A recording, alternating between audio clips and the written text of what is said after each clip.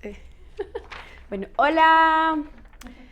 Hola, hola. Hoy estoy por aquí con mi hermana Kelly. ¿Quiere salir hoy a la cámara? ¡Holi! Y ella me está acompañando hoy a dar un gran salto. Estamos dando un gran salto hace bastante rato, la verdad. Pero hoy es como la materialización de ese salto. Entonces, gracias a ella que me está ayudando aquí a dar este salto. Eh, y bueno, como que quiero aprovechar mi historia y mi experiencia para que nos inspiremos todos, porque finalmente eso es el punto de todo esto, como compartimos lo que vivimos, sentimos para inspirarnos. Ese debería ser el objetivo. Venimos de hacer cosas para impresionar, para competir, para decir yo soy mejor, tú eres peor, bla, bla, bla, bla, bla. Todos lo hemos hecho, eso es el ego, todos lo tenemos, no pasa nada, pero es muy importante mirar para qué más sirve compartir una red social como Instagram, por ejemplo. Entonces, ahorita estábamos haciendo unas tomas de notas que nos encanta hacer esto, como nos reunimos a veces y empezamos a escribir así cositas en hojas. Entonces, ahorita estamos a veces hablando y entonces yo digo algo y Kelly lo anota porque anotemos esto y ella habla y yo anoto. Y acá dijimos el reconocimiento de uno mismo. El reconocimiento de uno mismo es fundamental. Yo no había hecho esto que es hablar como de mí, como quién soy como personaje, como avatar, como en este videojuego, este personaje, qué misiones le ha tocado hacer. Yo no había como hecho eso realmente porque lo consideraba como pretencioso, egocéntrico, o también pensaba al otro lado que es como que a quién le va a interesar, a quién le va a importar. Entonces, siempre antes de llevar a cabo una acción en nuestras vidas, es súper bacano ver los pensamientos que hay detrás. Y detrás de hablar de uno mismo hay muchos miedos muchas veces, como voy a reconocer lo que he vivido como algo valioso, sagrado, que vale la pena ser compartido, que además inspira, porque yo me he inspirado cuando... Lo más chistoso es que cuando veo a alguien hacer esto, a mí me encanta. Y yo sé que a todos nos ha pasado. Admiramos un montón de cosas en los demás y las criticamos en nosotros. O pensamos que en otros es valioso y en nosotros no. Entonces aquí vamos y lo que les recuerdo, yo sé que todo esto va a inspirar a alguien, a algo, porque así es la cadena. Yo he visto videos de otros, me he inspirado y ahí seguimos como la cadena de dominó. Entonces, bueno, básicamente pues voy a ver qué surge para compartir. Yo acá había anotado unas cosas. Eh, Sería un breve resumen más o menos de mi infancia y cómo crecí mis primeros años de vida, mis padres cómo son más o menos, pues o cómo eran, porque recordemos también algo, yo voy a hablar de mi pasado, pasado está muerto, pero podemos ir a estas imágenes para perdonarlas, transmutar todos esos recuerdos, que cuando vayamos a esos recuerdos ya no haya una carga. Eso realmente toma tiempo y es un trabajo que hay que hacer, el trabajo de voy a ver mi pasado, aunque el pasado va a surgir por sí solo, cuando pasan los días, el pasado todo el tiempo está saliendo a nuestra conciencia, la pregunta es qué hacemos con él. Entonces hoy vamos a resignificar en la medida que voy contando mi historia. Cuando tú mires esta historia, tú vas a pensar en la tuya y qué lindo que vayas perdonando cosas de tu pasado, cosas que yo de pronto diga y tú digas, ay, yo también lo viví y qué lindo como vamos a verlo de otra manera. Ya no nos quedemos en el victimismo, sino en tomemos el oro de la mina, tomemos los hongos alucinógenos de la mierda, tomemos las flores que crecen en el pantano, eso es lo que hay que hacer. Entonces, bueno, crecí pues con mis dos papás, con un hermano mayor que me lleva como 7 años. Crecí en una casa donde era literalmente una princesa y eso tuvo un precio porque cuando crecí me estrellé con el mundo bien duro porque pensé que en el mundo también la gente iba a hacer todo lo que yo dijera, cuando yo dijera, como yo dijera y no fue así. Entonces eso que hizo que desde muy niña fuera muy frustrada cuando las cosas no salían como yo quería, porque en mi casa yo no había abierto la boca y mi mamá ya... Entonces nunca había como un espacio de yo de pronto extrañar las cosas, de yo de pronto pensar cómo logro ganarme eso, cómo logro obtener eso. Entonces yo ya venía creciendo y para mí todo, ojalá todo rápido, ya, no puedo esperar. Entonces, mis papás emocionalmente no estaban para nada estables. Mi madre, una mujer muy abnegada, una mujer como con estas creencias de, pues me casé, me dedicaré a los hijos. Ella siempre ha sido diseñadora de modas como oficio, ese ha sido su servicio laboral al mundo, confeccionar, pero mi papá con unas ideas de yo soy el hombre, yo proveo, yo hágale que tranquila, yo salgo al mundo, usted quédese en la casa con los niños, muy marcada esa creencia. Le decía a mi mamá, si quiere trabaje para usted o no trabaje. Entonces con esto lo digo porque, y les repito, miren esto en sus vidas, porque ahí están las bases de un montón de cosas, de por qué escogemos las parejas que escogemos, y más que porque escogemos las parejas que escogemos, es por qué seguimos alimentando ciertas formas de relacionarnos con nuestras parejas, por esto, porque repetimos lo que vivimos en la infancia. Entonces, yo ya como mujer veía esto, ¿no? Como mi papá es el proveedor, yo crecí súper acostumbrada a que el hombre tiene que invitar, el hombre tiene que pagar, el hombre es el que hace todo, yo nada, todo. Y cuando yo empecé a trabajar, que lo hice desde muy niña, por ahí 12 años, me encantaba vender cosas en el colegio, dulces, vendía tareas, vendía hamburguesas de McDonald's, o sea, siempre estaba como trabajando, pero era para chirriarme todo, pues yo no se me orientaba como qué debía hacer con el dinero, porque mi papá era muy, no pasa nada, se les da todo lo que quieran, ¿no? Entonces, esto cuando fui creciendo, ya les dije, pues me volvió muy frustrada. La relación con mis padres, obviamente habían cosas muy hermosas y yo ya las recuerdo en este momento porque realmente siento que ya me he perdonado con todo lo que viví. O sea, ahorita puedo ver mi vida hacia atrás y decir que chimba todo, o sea, todo fue brutal, pero me costó mucho tiempo poder decir esto. O sea, la verdad, fueron años de mucho revisar mi mente, transformarla para que cada vez que me acordara de esos escenarios ya no hubiera dolor, ya no hubiera enojo, sino que fuera una imagen que está ahí y que tiene información y ya está. Mi madre era muy amorosa conmigo, muy de darme abrazos, muy de darme picos, pero yo, o sea, ustedes si lo recuerdan, cuando uno es niño uno percibe todo lo emocional de los papás. O sea, uno sabe si la mamá está triste, uno sabe si la mamá está enojada, uno sabe si el papá está enojado. Entonces yo recuerdo que en mi casa había un ambiente de tensión constantemente. Había un ambiente de tensión constantemente, entonces yo desde muy niña me empecé a comer las uñas, mis dedos de niño de 5 años, aunque les debo compartir, tengo épocas donde ya no me como las uñas, ya no estoy peleada con eso, a veces sale muy inconsciente, incluso me observo y me dejo, o sea, literalmente hay veces que sale como ese impulso de comérmelas y me dejo llevar y me estoy viendo, o sea, no lo estoy haciendo sin darme cuenta, no, estoy viendo. Entonces desde muy niña me empecé a comer las uñas, 4 o 5 años, desde que estaba en la guardería, tal vez tendría 4 años, porque claro, un niño en un ambiente tan tensionado, mi forma de escape era, me como las uñas. Y así pues hasta todavía lo hago, como les digo, a veces dejo meses de comérmelas, pero a veces vuelve ahí como ese patrón inconsciente, ¡puh! Entonces lo lindo es que ya lo acepto, ya no estoy peleada con eso, pero en su momento fue mi mecanismo de defensa.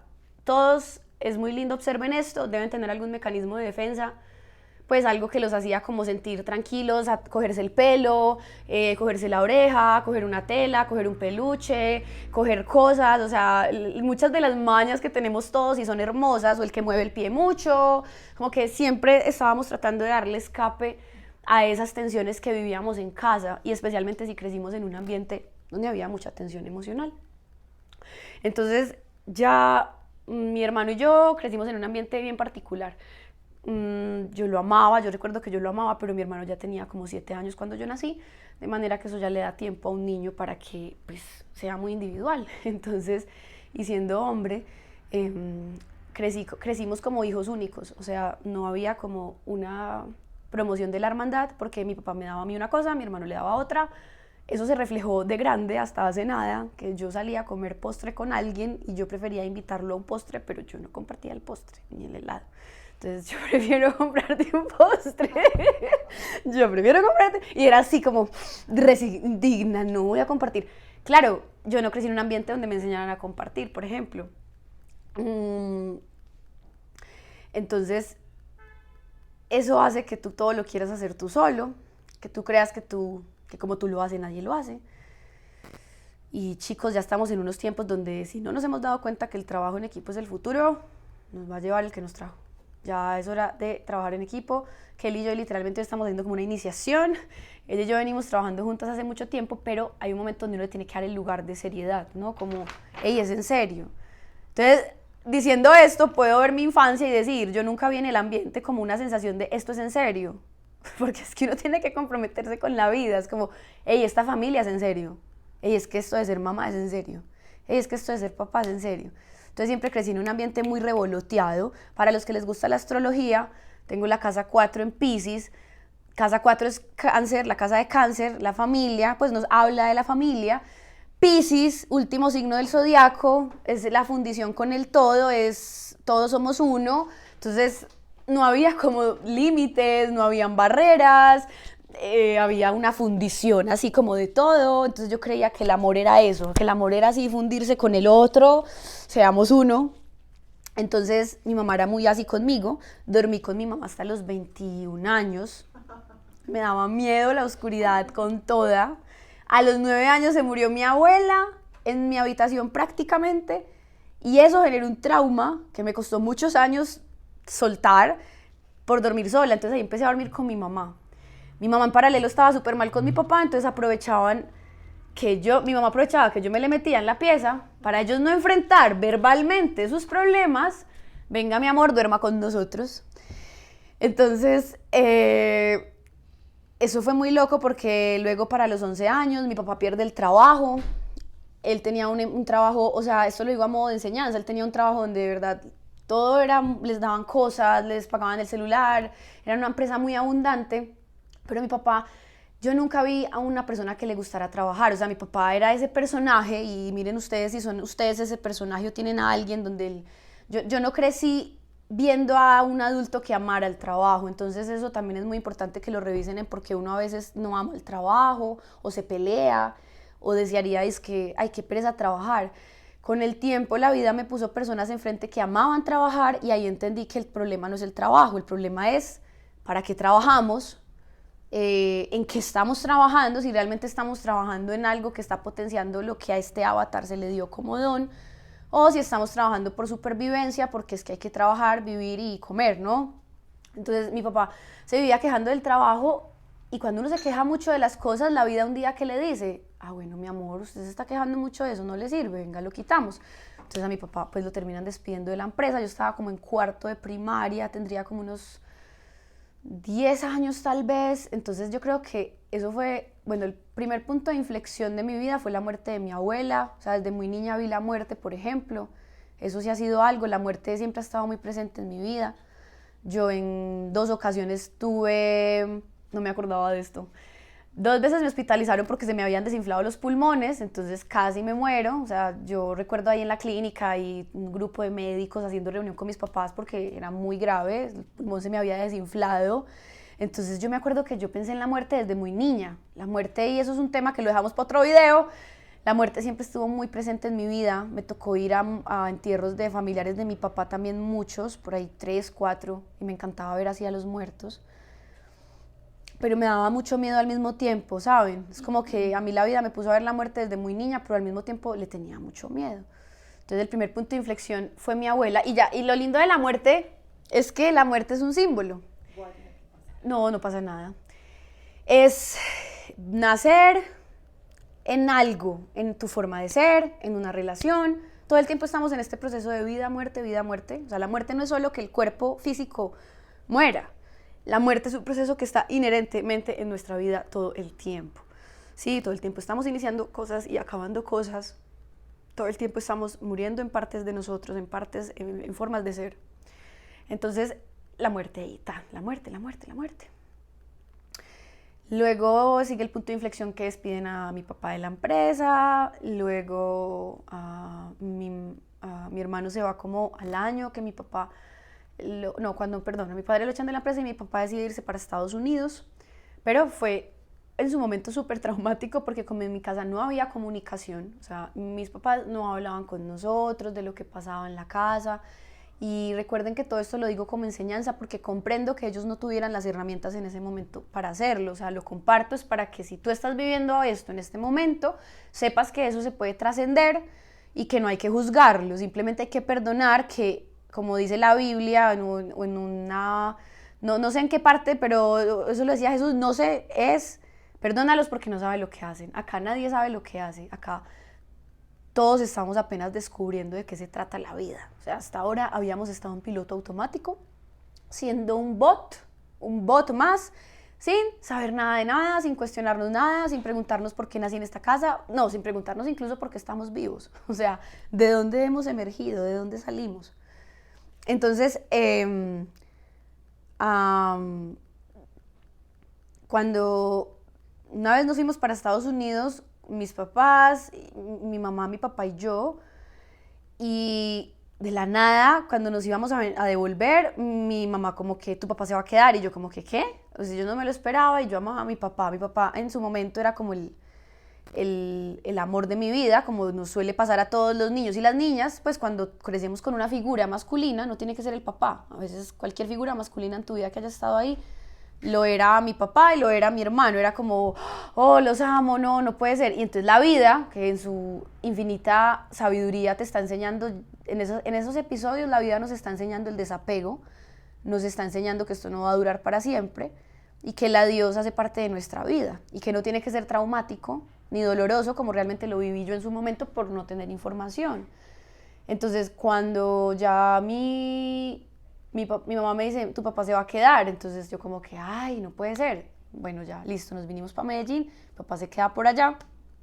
¿Por qué? Había una creencia en mi familia, como de que en Estados Unidos están las oportunidades, acá no. Eso es mentira. Las oportunidades están donde sea que la vida te esté poniendo. O sea, la vida te puso en un lugar, eso no es casualidad. Nos podemos quedar en el discurso masivo de quejarnos de nuestra realidad, de pensar que somos unos de malas, de idealizar otros países pensando que allá la vida es mejor, cuando en realidad los procesos humanos son los mismos aquí, en la China, en México, todos lloramos igual, reímos igual, nos enojamos igual, la terminada de novios igual, todo es exactamente igual. De la relación con la madre y el padre, todo es lo mismo, acá en la China, en Japón, en donde sea. Entonces, cuando uno descubre que donde sea que está en el lugar perfecto, ¡ping! Pero bueno, no importa, en el destino de mi familia, de mis padres, de mi padre, estaba emigrar, no sé cómo es que se dice, pero bueno, ir a otro país. Ahí se abre un nuevo portal en mi vida porque cuando vengo a mi casa y empiezo a convivir solo con mi madre, fue bastante complejo porque mi madre no había trabajado ciertos procesos del ser que le permitieran estar preparada para cuando yo llegara a la adolescencia. Entonces, cuando yo llegué a la adolescencia, me encontré con otra adolescente. Y mi mamá y yo nos manteníamos en una constante pelea. Obviamente debo reconocer que pues yo era bien explosiva. Yo pensaba que ella me iba a guiar. A veces cuando uno está a esa edad, y no sé si lo recuerdan, pero tú estás de pronto pensando que el adulto te está guiando y que el adulto sabe para dónde vamos, pero la realidad, y les cuento acá en secreto, es que casi nadie sabe para dónde vamos hasta que sucede algo en nuestras vidas que nos hace decir, ya estamos acá como humanos, ¿cómo hacemos para vivir otra experiencia diferente? ¿Cómo hacemos para darnos una experiencia humana diferente? Eso es la responsabilidad real y auténtica, que ahí va incluida la de hacer dinero, pero esas después, porque nos han metido que responsabilidad es eso sí hace parte, pero la primera responsabilidad es, estoy encarnado en este cuerpo, ¿qué es lo que estoy haciendo en esta experiencia de vida? O sea, ¿para qué estoy utilizando esta experiencia de vida? Entonces, cuando nosotros somos hijos de padres que no se han transformado a ellos mismos, que no han como resignificado su historia, es complejo. Y se los digo para que lo miren en este momento de sus vidas. Puede hacer que ustedes en este momento de sus vidas tengan unas relaciones bastante conflictivas con sus padres. Yo volviendo al presente les puedo decir que han sido muchos años de transformar el vínculo en mi casa hasta realmente ahora gozamos de un vínculo diferente. Yo no voy a decir que perfecto porque perfecto aquí no hay nada. Diferente, más armonioso tal vez sí, pero ha sido un trabajo de mucho trabajo interno. O sea, es cuando tú ya dices, voy a dejar a mis papás quietos y me voy a empezar a trabajar yo a mí. Porque si mi mamá y mi papá no hicieron ese trabajo, que saben que nos podemos quedar en, si mi mamá hubiera hecho su terapia psicológica, yo no sería así. Te puedes quedar ahí, sabes que es mentira. Tú eres aquí ahora quien tiene el poder de transformarse más allá de si mis papás se trabajaron a ellos, porque ya hay que dejar de culpar a mamá y a papá, que eso es un tema, eso solo da un tema para un taller entero y es, papá y mamá no tienen la culpa de nada de lo que tú estás viviendo. Ellos actuaron como tuvieron que actuar en su momento, porque hace parte del destino, porque hace parte del aprendizaje misterioso, porque sé que es misterioso, porque sé que a veces decimos, ¿por qué en la tierra se aprende de formas tan intensas? ¿Por qué en la tierra se aprende de formas tan grotescas? Y sí, así es, no sé por qué. Este mundo es así, entonces, si este mundo es así, ¿cómo lo hago yo diferente? Porque también nos podemos quedar en, no, es que todo el mundo es una mierda, o los humanos son lo peor, o sea, te puedes quedar también en ese discurso y no hacer nada para hacerlo diferente. Entonces, cuando ya yo fui creciendo, bueno, en paralelo de esto debo compartir algo, era una niña que se enfermaba mucho, que eso tampoco es casualidad, o sea, en ambientes donde hay mucho movimiento emocional que no se procesa, es muy normal que los niños se enfermen, porque uno cuando es niño literalmente está cargando con todos esos procesos familiares. Como uno de niño no sabe procesar eso, en el cuerpo recae todo lo que sentimos, o sea, como no sabemos procesarlo, entonces ¡puf!, el cuerpo es el que lo procesa, hermoso proceso ese. Entonces yo siempre estaba muy enferma, constantemente. Y eso actualmente ya es muy diferente en mi vida, porque entendí también que me estaba haciendo, ¿cómo es que se dice cuando las personas, todo les da, pues escucha que se van a enfermar de algo y como... Hipocondríacas. Eso. Entonces yo era bastante hipocondríaca, o sea, me dolía un dedo y me va a morir. Una pestaña, me va a morir. Para la clínica, corra. Entonces crecí en un ambiente donde la responsabilidad del cuerpo físico no la había, porque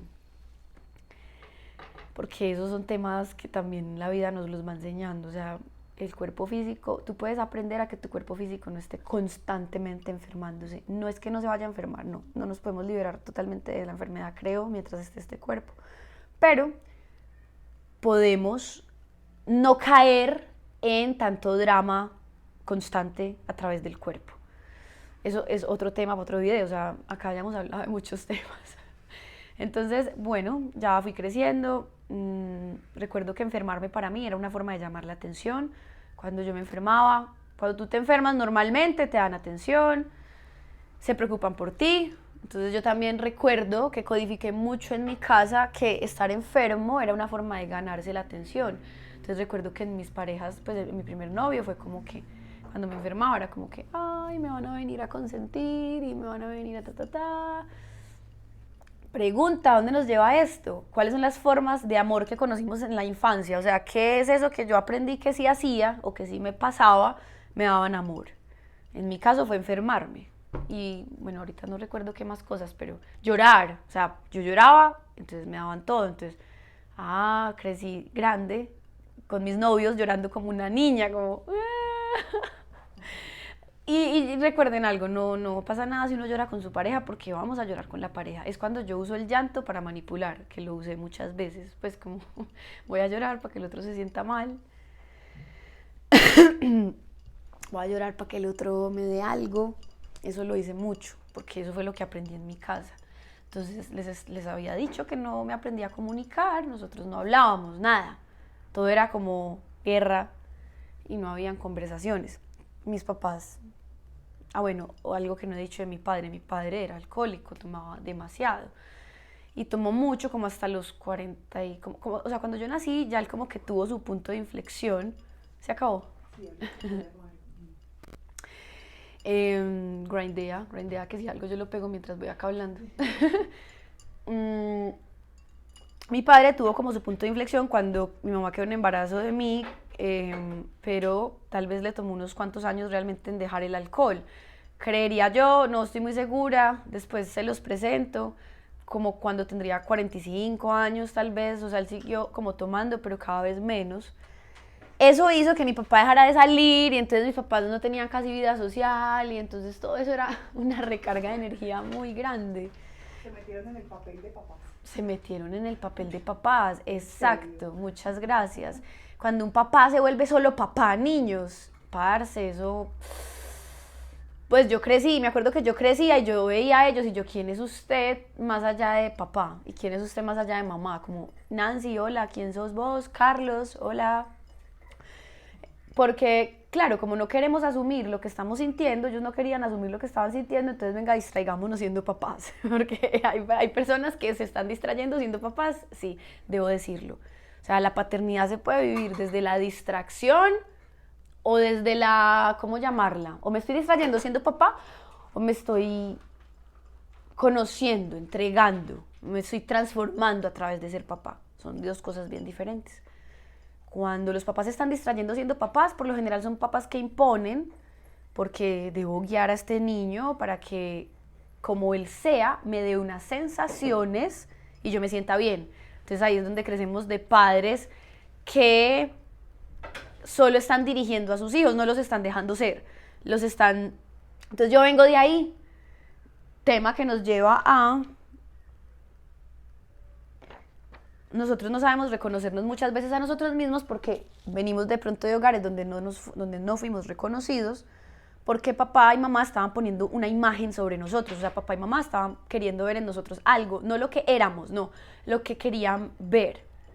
Entonces mi mamá trataba de que yo fuera como una niña muy pulcra, mi madre es una mujer que realmente no vivió mucho la vida del mundo, pues cuando hablamos como la mundanidad, como salir de fiesta, socializar, mi mamá fue una mujer literalmente de la casa.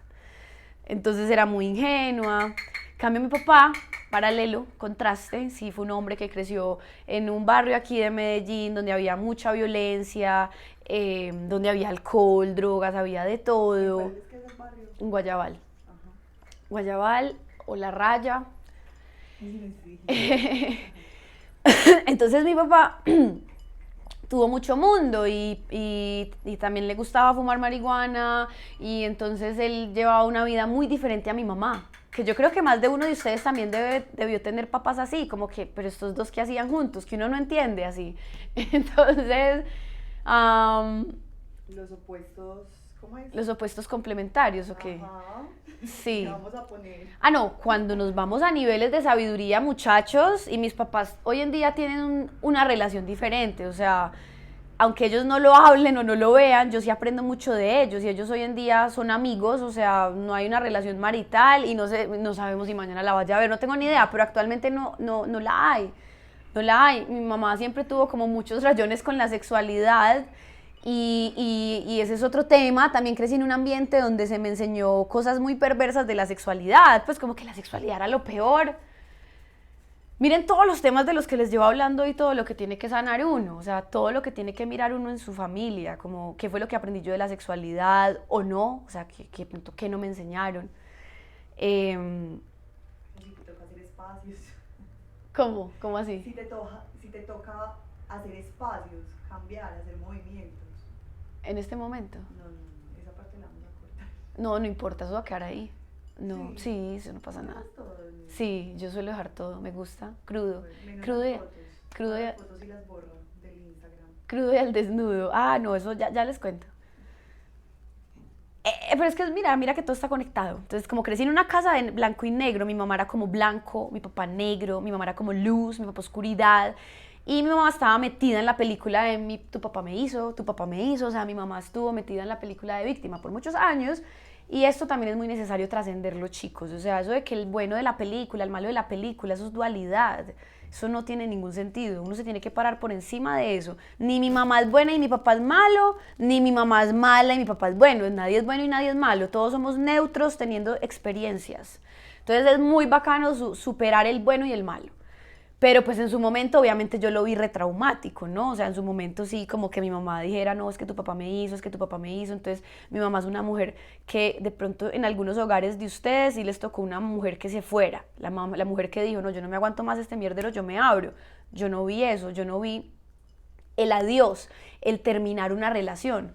Tanto recuerdo eso que recuerdo que la primera vez que tenía que terminar mi primera relación me demoré casi 2 años. O sea, yo ya sabía hace rato que no quería estar con mi pareja y aún así yo no era capaz de terminar. Yo no conocía qué era eso. Me daba un dolor muy grande salir de esa relación y imaginarme qué pasaría conmigo después. Era como, pucha.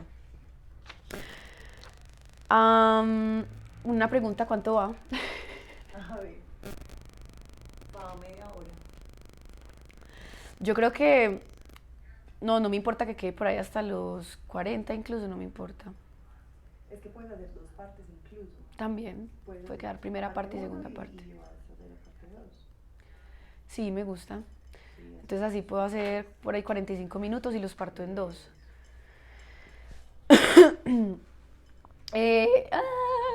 La primera vez que me tocó estar sola como obligada, así forzada, cuando la vida ya me dijo, bueno, pues la vida va de procesos, vamos creciendo, en cada etapa vamos viviendo cosas y cada etapa trae una enseñanza nueva. Hay una enseñanza que es la de tienes que aprender a estar solo, tienes que aprender a reconocer que aunque no nos guste, estamos encarnados en un cuerpo que se siente solitario.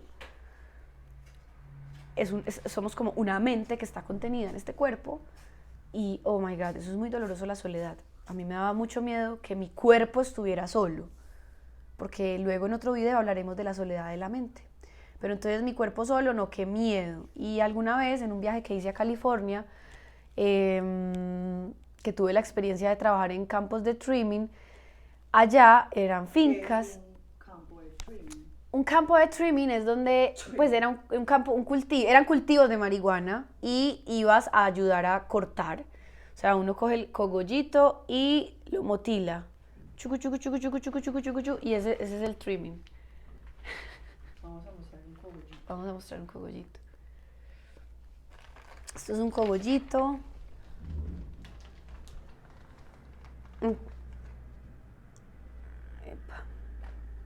Entonces ayudabas a cortar eso. Sí, entonces uno venía y cortaba como chucu, chucu, chucu, chucu, chucu. Bueno. Hay muchas cosas que uno tiene que ir rompiendo con los padres y más si vino, o sea, recuerden por eso que es que no nuestras familias no son iguales, pero siempre encontramos puntos en común y nos nutrimos mucho de lo que el otro vivió. Entonces yo crecí en una casa donde me sobreprotegían demasiado, demasiado, o sea, hoy en día puedo ver con amor porque sé que mis papás lo que querían era que yo no sufriera y eso es imposible. O sea, si tú eres papá o mamá o eres hijo, solamente todavía no eres papá o mamá, no importa. Pero los papás no nos pueden evitar el sufrimiento, o sea, eso es demasiado necesario trascenderlo. El papá que tiene que aceptar que en sus manos no está controlar que su hijo sufra. Entonces mis papás me cuidaban mucho, la sobreprotección viene de ahí. La sobreprotección, por eso es tan linda verla con amor, reconociendo que es un ser humano que tiene mucho miedo de ver la vida profundamente, incluyendo los procesos que más nos cuestan, que son la muerte, que son la pérdida, que son la enfermedad. Entonces, claro, cuando los papás no aceptan que eso hace parte de la vida, se creen, cuando los papás no aceptan estos procesos intensos de la vida, se creen que le pueden evitar a los hijos ese sufrimiento, pero la verdad es que no. Y a veces por evitar sufrimiento terminan causando más sin querer, porque entonces, claro, en ese exceso de cuidado, yo me iba siempre a los extremos, como de la rabia, como, ay, no me vas a dejar hacer tal cosa, salud. Pero esa es la candelita. Como que, no me vas a dejar hacer tal cosa, de malas, voy a ir a hacerlo. Entonces, esa vez recuerdo que fue como un símbolo de yo decirle, la verdad que cuando llegué a Estados Unidos ellos llegaron conmigo, yo dije que iba para un campo de uvas, para un cultivo de uvas. Entonces, pero a mí nunca me gustaba sostener la mentira demasiado tiempo, entonces yo dije, voy a ir a ver cómo es, porque resulta que yo pensaba que eso era súper horrible, con pistolas, como un ambiente muy denso. Tengo conocimiento de que hay fincas que sí son así, pero todo es correspondencia y acá tenemos otro tema, la ley de correspondencia. Yo llegué a una finca que era re hippie, pero yo iba con un imaginario. Cuando no tenemos la mente entrenada, pensamos que pues lo normal es estar imaginando escenarios de cómo van a ser las cosas. luego te empiezas a dar cuenta de que casi siempre lo que imaginas no es. Entonces yo imaginaba lo peor. Cuando yo llegué allá, yo dije, wow, o sea, eran unos lugares, unas fincas hermosas, tenían además cultivos de otras flores, girasoles, una energía súper bonita.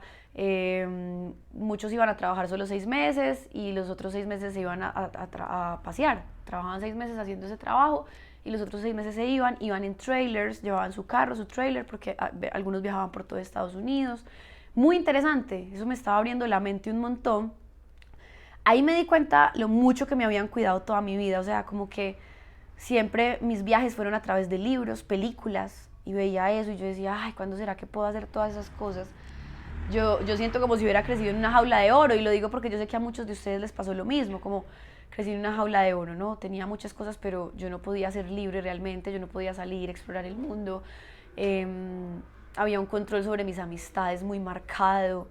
Entonces, cuando yo llego allá, a California, me doy cuenta de todo esto. Recuerdo también cuando llegué a un supermercado y yo nunca había mercado en mi vida y la chica que, Tiffany, que era la esposa del dueño del cultivo, me acuerdo que dijo, bueno, voy a mercar. Y yo, ¿y qué merco? Y ahí me di cuenta de que no me habían preparado para muchas cosas. Ahora ya saben, no importa si no los prepararon, es hora de que se preparen ustedes. Pues obviamente en ese momento me di cuenta, wow, mi mamá siempre mercó en mi casa, mi mamá siempre hizo todo. Entonces, pues ya había señora que nos ayudaba en la casa. Entonces, primera vez que me vi a la cara con merque algo y yo, ¿y eso cómo se hace? Entonces ahí empezó la vida ya a decirme, vas a tener que conocer tu independencia, tu individualidad.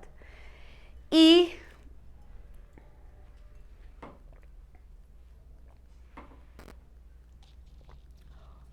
allá me tocó empezar a pasar tiempo sola. Los amigos míos se tenían que ir a cuidar los cultivos y yo me quedaba sola en un valle así divino.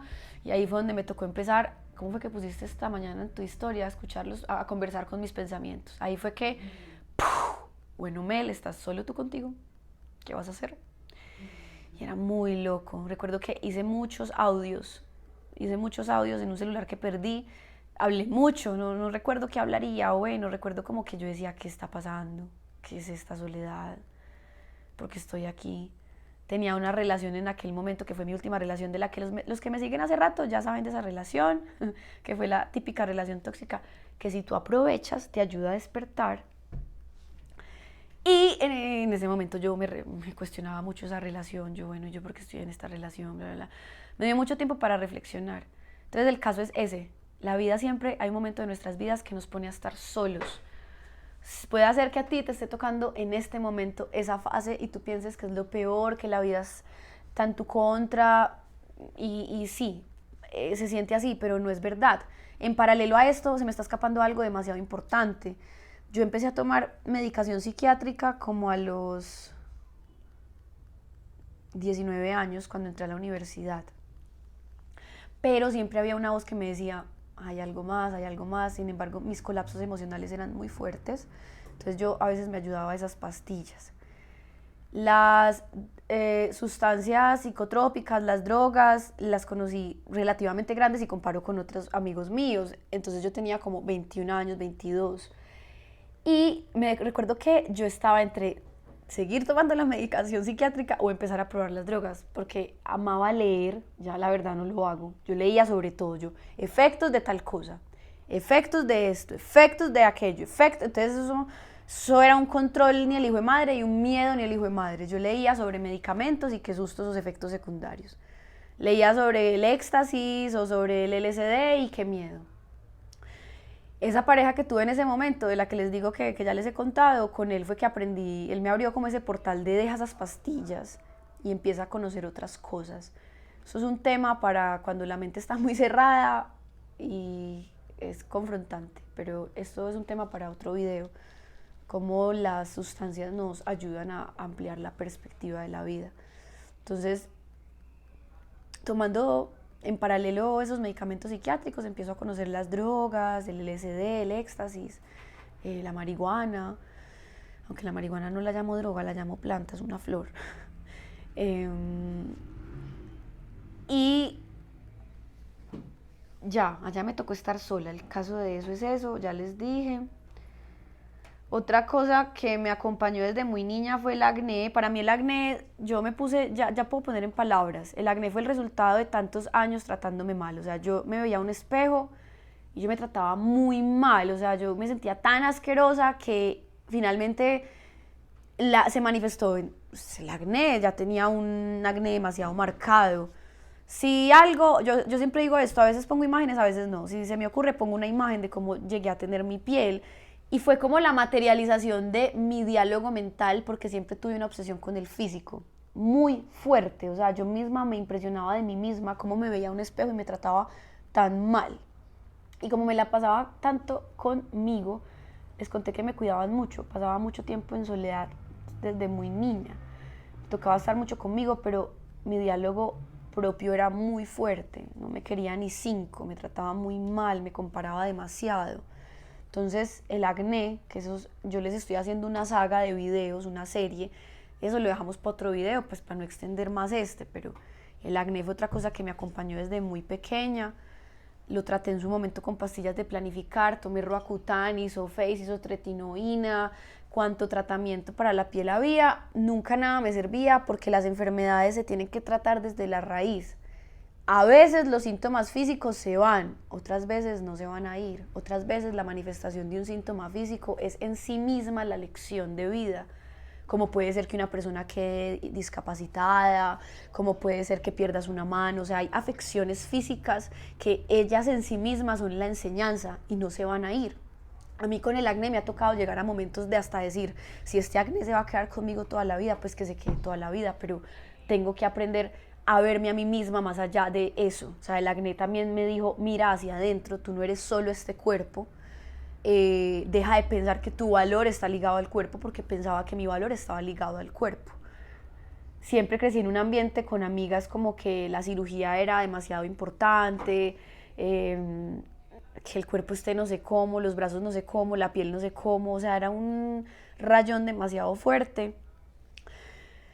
Llega un momento donde tú cuestionas eso, o sea, tú de verdad dices, de verdad el cuerpo hay que tratarlo así, de verdad el cuerpo lo tenemos para estarlo transformando constantemente y nunca aceptarlo. Entonces, ¿cuándo va a ser suficiente? Amigas que 1, 2, 3, 4, 5 lipos, 1, 2, 3 cirugías de nariz, 1, 2, 3 cirugías de mentón, entonces ¿cuándo va a ser suficiente?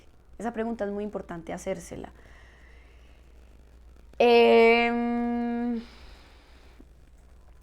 La última experiencia que fue mi punto de inflexión más grande y a mi hermano lo metieron a la cárcel en el año 2016. Ahí fue ya mi punto de inflexión más grande. O sea, fue como que, ¿qué está pasando? Ahora, ahí apenas se abrió el portal, pues ahí yo no había comprendido nada, no tenía ni idea de nada, pero eso es como cuando lo cogen a uno, un sacudón y, ay, juepucha, ¿qué está pasando?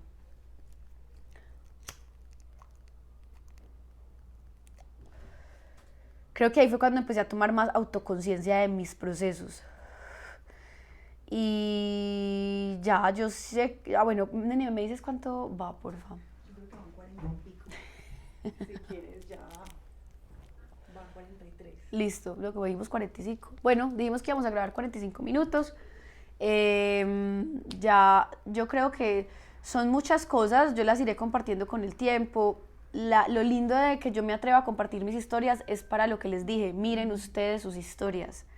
Miren sus historias con otros ojos, resignifiquenlas, sálganse del papel de víctima.